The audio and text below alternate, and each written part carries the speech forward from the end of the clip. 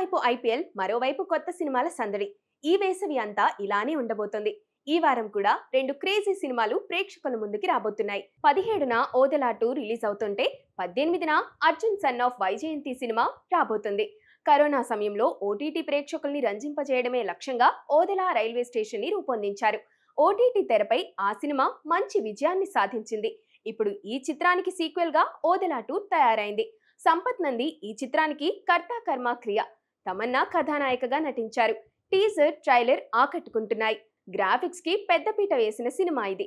దైవశక్తికి, దుష్టశక్తికి మధ్య పోరాటం ప్రేక్షకుల్ని ఆకట్టుకుంటుందని సంపత్ నంది నమ్మకంగా చెబుతున్నారు. విడుదలకు ముందే ఈ సినిమా టేబుల్ ప్రాఫిట్ దక్కించుకుంది. తమన్నాకున్న క్రేజ్ ప్రేక్షకుల్ని థియేటర్లకు రప్పిస్తుందన్న ధీమా దర్శక నిర్మాతల్లో కనిపిస్తుంది. కళ్యాణ్ రామ్, విజయశాంతి ప్రధాన పాత్రలు పోషించిన cinema Arjun son of Vyjayanthi. Title ని బట్టి చెప్పేయచ్చు ఇది ఏ తరహా చిత్రమో. తల్లి కొడుకుల అనుబంధానికి పెద్దపీట వేసిన కథ ఇది. సరిలేరు నీకెవరు తరువాత విజయశాంతి నటించిన సినిమా కావడంతో ప్రత్యేకంగా నిలుస్తుంది. టీజర్, ట్రైలర్ లో యాక్షన్ ని బాగా దట్టించారు. క్లైమాక్స్ అదిరిపోతుందని, కొన్ని సన్నివేశాలు హృదయాన్ని బరువెక్కిస్తాయని, తల్లి కొడుకుల సెంటిమెంట్ బాగా పండిందని జూనియర్ ఎన్టీఆర్ సైతం కితాబు ఇచ్చేశారు. అన్ని కమర్షియల్ అంశాలు రంగరించిన ఈ సినిమా బాక్సాఫీస్ దగ్గర ఎలాంటి ఫలితాన్ని అందిస్తుందో చూడాలి మరి.